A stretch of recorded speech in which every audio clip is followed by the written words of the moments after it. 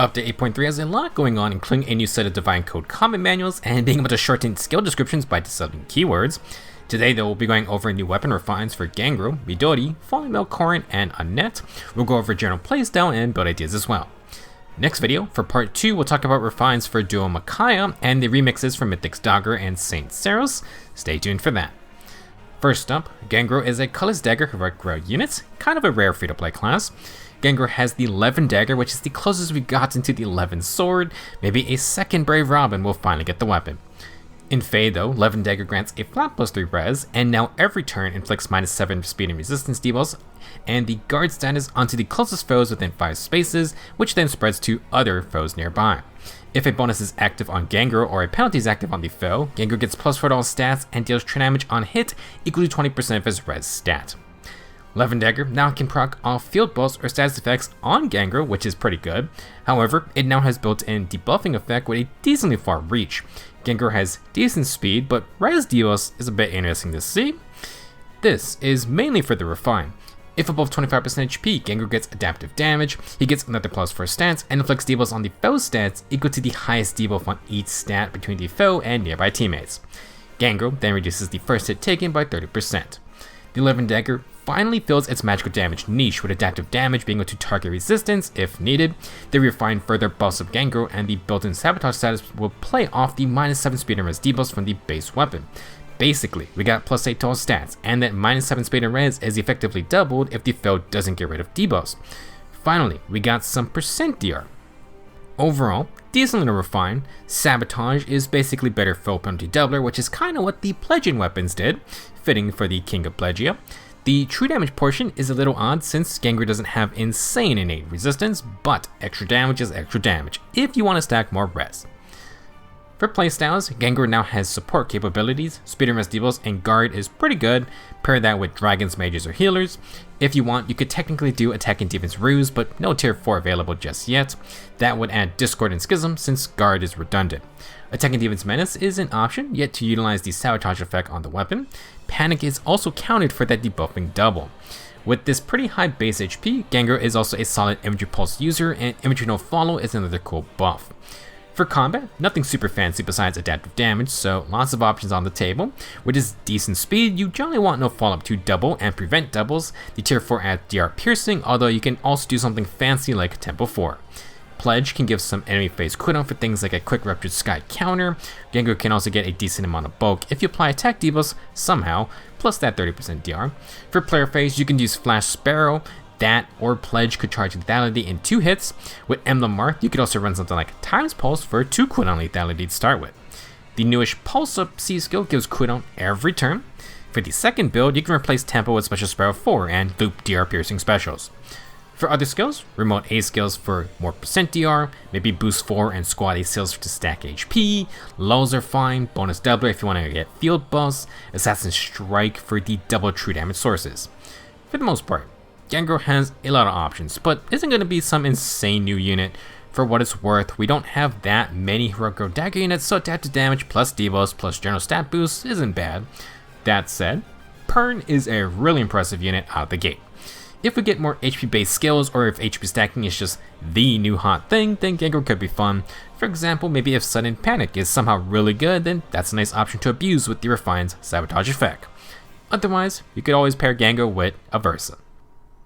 Our next refine is for retired 5-star Midori. She's a red image archer with high attack, decent defense, and then kinda awkward speed with not the best res. Midori's had some Fey popularity, mainly because of her heritable Spendthrift bow. I saw that thing a lot. Well, for better or for worse, she keeps her Spendthrift ability. Lucky Bow has 14 might. If foe initiates combat or has more than 75% HP, then grant +4 to all stats, grant another +7 attack, inflict -7 attack on the foe, deals true damage on hit equal to 15% attack, and reduce damage taken by 15% attack as well. After combat, if Midori attacked, she gets hit with +2 special cooldown. For those not familiar, Spendthrift Bow Plus is a super simple +7 attack for the user, -7 attack on the foe, at the cost of +2 cooldown after every fight. Lucky Bow adds to this with +4 to all stats, true damage, and flat DR. Both of those scaling off Midori's decent attack stat. The cooldown penalty is annoying, but we do have more tools to get around it now. Further refined, Midori brings some apothecary vibes every turn. If she has an ally within 2 spaces, Midori and those allies will have their penalties neutralized and heal 10 HP. This is basically the healer's recovery C skill, but every turn. If debuffs are applied at the start of Midori's turn, she cannot cleanse those effects, so be careful of stuff like Ploy 4. In addition, if above 25% HP, Midori gets +4 to all stats and Omni Breaker. Overall, +8 to all stats, another +7 attack with some true damage, -7 attack on the foe with flat DR, and then you get Omni Breaker. If near allies, Midori can cleanse penalties and provide healing. Like before, kind of very simple combative perks and just pure stat stacking. If you use Midori, you need to be aware that her cooldown will basically be resetting after every fight. If you want to proc a special, you must go for the 1-round activation generally. Now, with an archer focused on stacking attack, Deadeye does do better. 3 cooldown may be an issue though. If you got Emblem Marth, very good use case because then Midori could retaliate with things like slaying Deadeye if you got breath type cooldown. Without Marth, Rally Spectrum, or Times Pulse, you're going to need 2 to 3 actions to charge a special. If you think DR piercing is too common, Midori can just stack attack debuffs, low attack and defense, seal attack 4, etc. However, when we have our flat DR, it's very effective to stack with % DR. This can come from Guard 4, LC Discip 4, even Brash Assault 4. Midori can be a very annoying bulky archer, which is basically what the Spendthrift bow enabled. Very simple playstyle at the cost of that special cooldown after combat. As usual, Guard is good to pair, so you could go with a tier 3 dual stance or the tier 4 boost skills. Self buffs are also good, but if you don't need Oath, then something like Menace works too. Give Midori some pressure if foes try to bait her. She has close foil by default, so you got a fun close counter setup to mess around with. There's also the usual defensive options like Unity or Distant Defense 4. Bonus Doubler also works, maybe adding guys like Legendary Robin. Now if you want to be more aggressive, you could try DR Piercing from No Follow-Up 4 or Tempo 4, Hexblade for adaptive damage. Instead of Times Pulse, there's Pulse Up for continuous -1 cooldown. You can kind of put the pressure on since Precharge Deadeye can just score an easy 1-hit KO. An AoE special can also work too. It's not intended, but the skills mentioned don't really have attack and defense variants. Midori isn't fast by any means, but speed stacking is an option if you want to go for it. Now, we didn't really cover it, but if you want, Midori can lean into her support aspects. You could run a defensive kit with, say, a Rally plus Ruse, just stay near the team to continuously heal and cleanse penalties. Every turn recovery is actually good. It can make sure initiators are ready on their player phase, and you don't need to run a healer for that effect. A damage dealing pseudo healer who has more defensive options may have a place for offense or defense teams. Midori can even hit quite hard if you were to give her some of the newer skills out there. Our third refine goes to Fallen Male Corrin. He's a blue infantry dragon with a balanced spread of stats all around. There have been some changes to Corrin's Brutal Breath. It grants a flat +3 speed. Then in combat, Corrin gets a bonus to all stats. This amount is based on the number of adjacent allies. If completely alone, Corrin gets +11 to all stats, and this value goes down for every adjacent ally. At all times, he will also inflict guard on the foe and restore 7 HP after combat. Basically, Brutal Breath counted allies within 2 spaces, now it's just adjacent allies. Easier to get more stats, and the max bonus also went up from +5 to +11. The guard effect was also tied to nearby allies, but that is always active now, and Corrin will heal as well.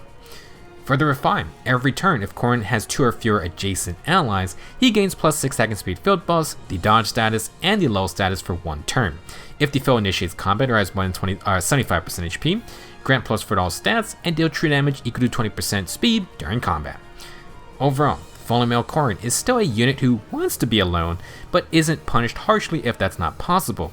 Each turn, as long as you aren't completely surrounded, Corrin gets field buffs, dodge, and lull.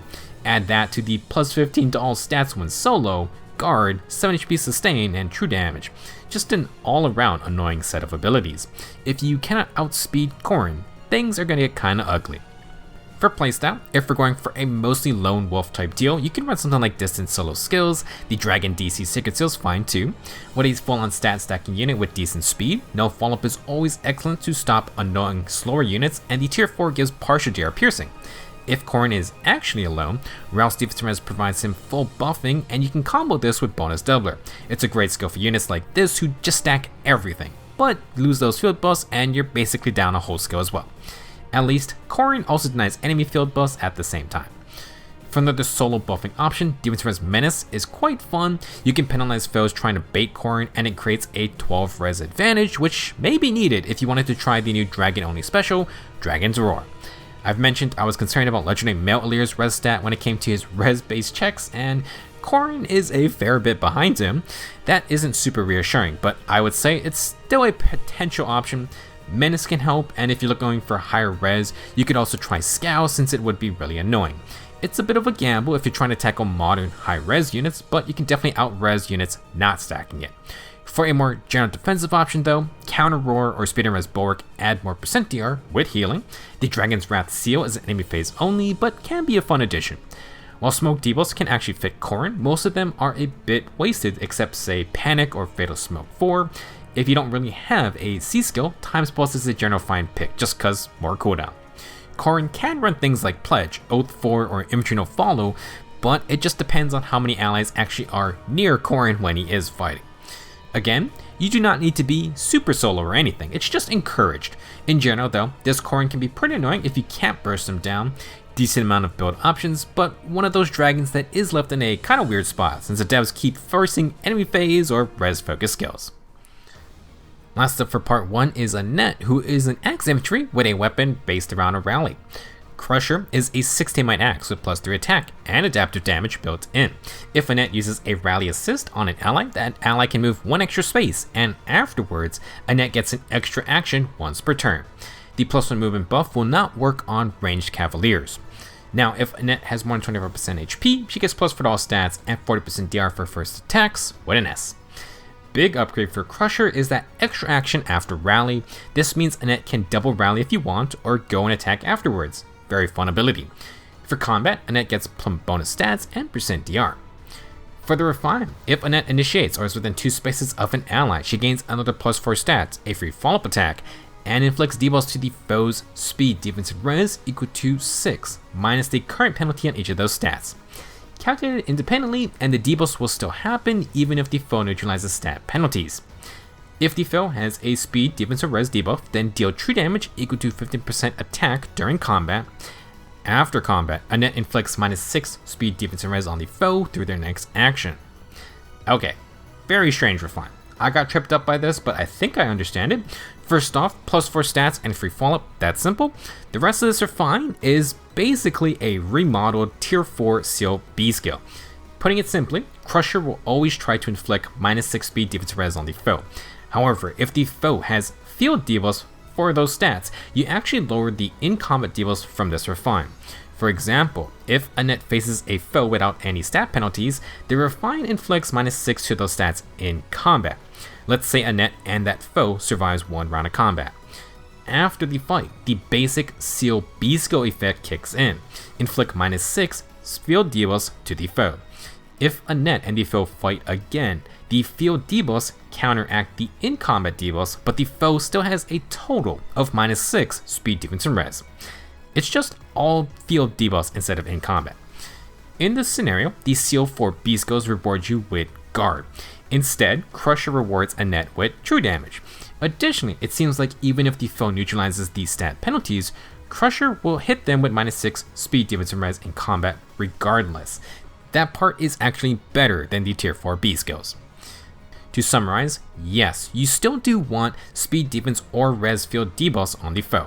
Annette will gain true damage. However, this is not full penalty doubler, and if the foe does neutralize the debuffs, you're going to lose the true damage, but still inflict -6 stats in combat. Confusing, but I think that's how it works. I have to assume the refine is a direct reference to Crusher's unique combat art, Dust. No dragon effectiveness, but Dust inflicts minus defense on the foe after combat, so they translated that into a Seal 4 with speed and res stats as well. Neat.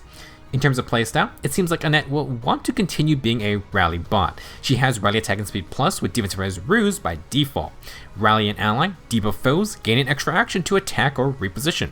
That's totally fine, but A, there's no tier 4 for this ruse variant yet, and B, Annette loses out on a lot of fun combat B skills. It's totally fine to drop ruse, but let's see what Annette can do with it.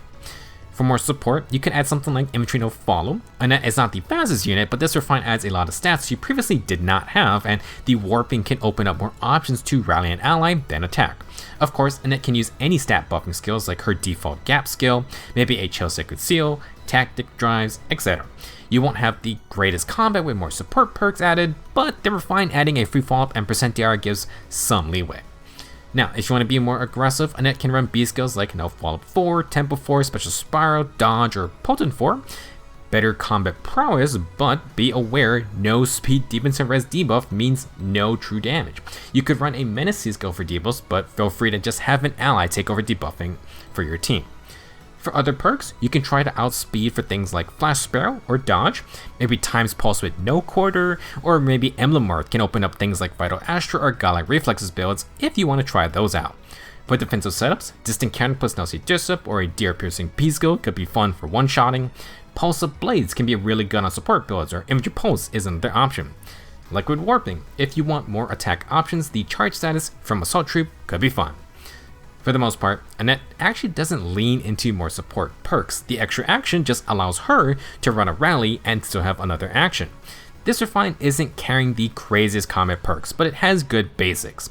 Maybe not the best refine if you were hoping for an improved rally support bot, but for those that want Annette to actually fight, well, we'll put that Hero's Relic to good use. That's going to be it for part 1 of the Update 8.3 refines. Let me know your thoughts on them and share your own builds with everyone in the comments.